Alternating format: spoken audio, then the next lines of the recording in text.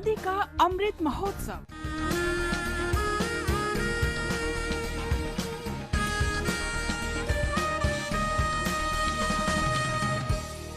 Azadi ka Safar with AIR News. Birth of a Nation. India's glorious freedom struggle is one of the greatest struggles the modern world has ever witnessed. AIR News brings you a glimpse of the struggle every day.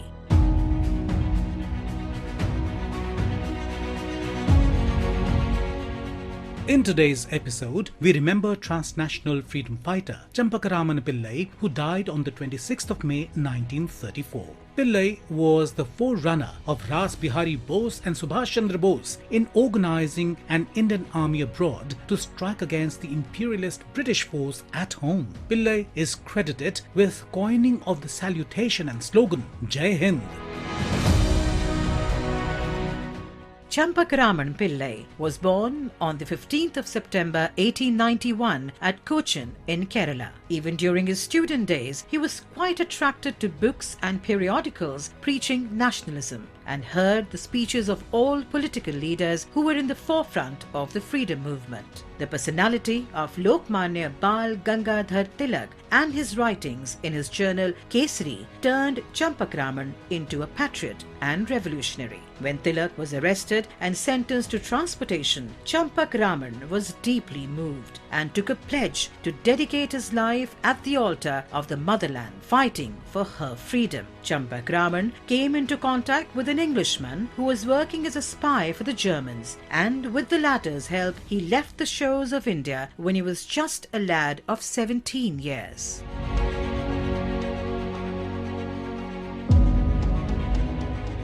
Champakaraman first went to Colombo and from there to Switzerland. At Zurich, he completed his education and took a doctorate in engineering. When the First World War broke out, Pillai, with the help of the German embassy, formed the International Pro-India Committee in 1914, with Zurich as its headquarters and himself as the president. Pillai moved to Berlin in October 1914 and started the Indian Independence Committee. Many prominent Indian revolutionaries abroad, including Lala Hardayal, Taraknath Das, Barkatullah, Dr. Chandrakant Chakravarti, Dr. Bhupendranath Dutt, Dr. Prabhakar, Virendra Chattopadhyay, Birendra Sarkar and Hirambalal Gupta joined him to work out the program.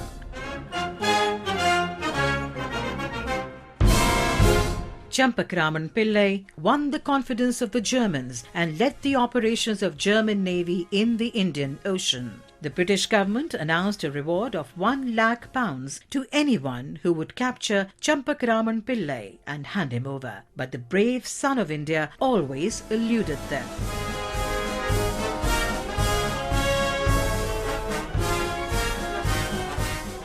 Pillai founded the Indian National Volunteer Corps during the First World War and prescribed military uniform and discipline to the volunteers. In July 1914, Pillai gave a message from Berlin to the Indian soldiers that it was time for them to rise in revolt and fight the British for the emancipation of the motherland. Later, in 1919, when Champakaraman Pillai met Netaji Subhash Chandra Bose in Vienna, he explained his plan of action to Netaji Subhash. It is believed that Subhash Chandra Bose chose the path shown by Champakaraman Pillai and fulfilled his dream by organizing the Indian National Army during the Second World War.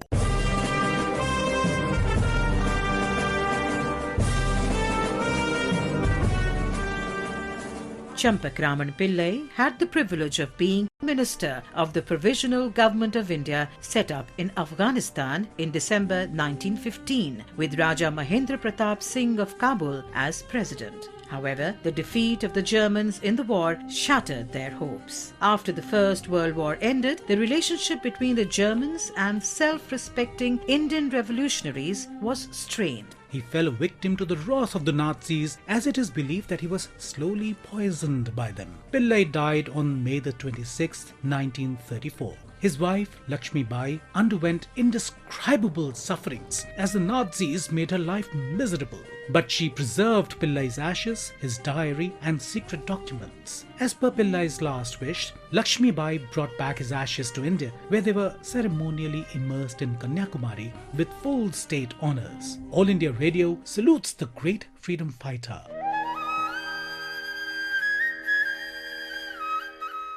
We also remember independence activist Mohammed Yusuf Naqshbandi, who was martyred on the 26th of May 1946. Born in 1923 in Srinagar, Jammu and Kashmir, Naqshbandi was a committed political worker. He actively joined the political movement for responsible government in Jammu and Kashmir in 1946. Naqshbandi was killed at the Khankai-Maula in Srinagar on the 26th of May 1946 in the state army's firing on a procession he joined to protest against the Maharaja's tyrannical rule. We salute the great son of the soil. That brings us to the end of this episode of Azadi Ka Safar with AIR News. See you in the next episode tomorrow.